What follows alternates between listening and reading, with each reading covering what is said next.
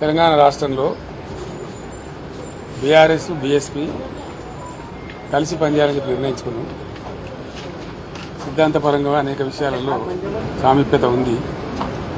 మేము అమలు చేసినటువంటి దళిత బంధు కానీ, దళిత సంక్షేమానికి ఇచ్చినటువంటిది కానీ, రెసిడెన్షియల్ పాఠశాలలు కానీ, ఇంకా చాలా విషయాలలో బలహీనల గురించి, వీకర్ సెక్షన్ గురించి పనిచేసిన చరిత్ర ఉంది. కాబట్టి దాన్ని అనుసరించుకొని ఒక ప్రతిపాదన వస్తే ఇద్దరం కలిసి చర్చించడం నేను ప్రవీణ్ గారు వారి హైకమాండ్ కూడా మాట్లాడింది. అక్కడి నుంచి వారి అనుమతి తీసుకొని మేము చర్చలు చేసిన తర్వాత కలిసి పనిచేయాలని చెప్పి స్థూలంగా ఒక నిర్ణయానికి వచ్చినాం. పని చేస్తాం కూడా. మిగతా విషయాలు మీకు కావాల్సిన లెక్కలన్నీ రేపు ఎల్లుండి చెప్తాం. అంటే సీట్ల మీద క్లారిటీ లేదా సార్? వాళ్ళు పోటీ చేస్తారు రేపు అనుకుంటాం. కాదు ఈరోజు స్థూలంగా ఇది అయిపోయింది. బేసికల్ ఇన్ ప్రిన్సిపల్ ఇది అయింది. తప్పకుండా కొన్ని సీట్లు వాళ్ళు పోటీ చేయాల్సిందే, కొన్ని సీట్లు మేము పోటీ చేయాల్సిందే. ఒకసారి అలయన్స్ అనుకున్న తర్వాత గౌరవప్రదంగానే ఉంటుంది కదా. సో వీళ్ళు తెలియదు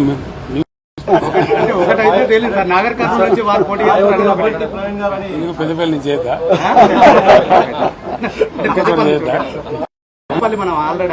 వరంగల్ స్టేట్ ప్రెసిడెంట్ వరంగల్ నుంచి చేద్దా ఎక్కడేం చేసి దానికే ఉంటుంది. జనరల్ సీట్లు కూడా చేయొచ్చు.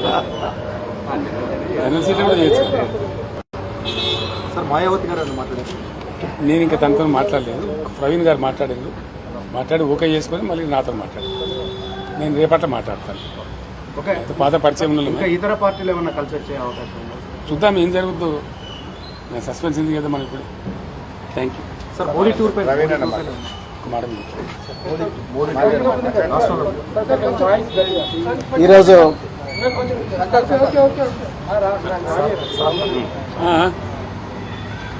ఈరోజు తెలంగాణ మాజీ ముఖ్యమంత్రి శ్రీ పెద్దలు గౌరవనీయులు శ్రీ కేసీఆర్ గారిని కలిసినందుకు చాలా ఆనందంగా ఉంది.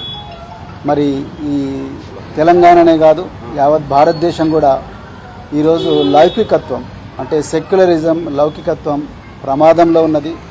మరి భారతీయ జనతా పార్టీ చాలా పెద్ద ఎత్తున కుట్రలు చేస్తూ ఉన్నది దేశాన్ని చిన్నాభిన్నం చేయడం కోసం.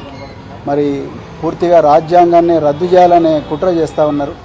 సో ఆ పరిస్థితుల్లో మరి సెక్యులర్ పార్టీ అయినా, మరి సెక్యులర్ భావాలు కలిగి సెక్యులరిజాన్ని నిరంతరం కాపాడిన మరి భారతీయ రాష్ట్ర సమితి వారు మరి నేను బైంజీ మాయావతి గారి ఆశీస్సులతోని మరి వారిని కూడా కలవడం జరిగింది.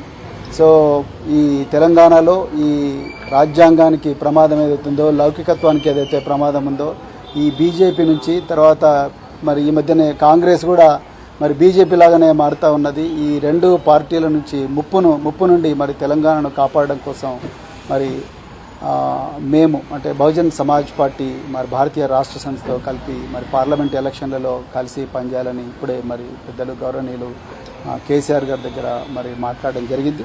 మరి తప్పకుండా మరి ఇంతకుముందు మీరు అన్నట్టుగా సీట్ల సర్దుబాటు విషయం ఏదైతే ఉందో, ఈ షీట్ షేరింగ్ విషయం అయితే మళ్ళీ మేము మా అధిష్టానానికి నివేదిస్తాం. అదేవిధంగా మరి మన మాజీ ముఖ్యమంత్రి గారు తప్పకుండా బైంజీ గారితో కూడా మాట్లాడతారు. సో దాని తర్వాత మరి ఇరు వర్గాలు, ఇరు పార్టీలు ఒక నిర్ణయానికి వచ్చి తర్వాత తప్పకుండా తెలంగాణలో ఈ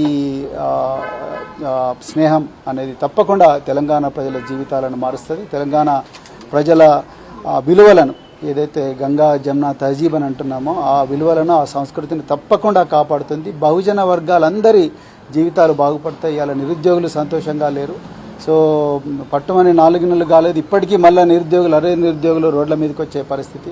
అదేవిధంగా పెద్ద ఎత్తున ఈ లౌకికత్వానికి తూట్లు పొడిచే సంస్కృతి అనేది మరి తెలంగాణలో వస్తూ ఉన్నది. అందుకొరకే ఈ స్నేహం అనేది, ఈ ఐకమత్యం అనేది రాబోయే రోజుల్లో తెలంగాణ సమాజాన్ని చాలా గొప్పగా మార్చబోతున్నది.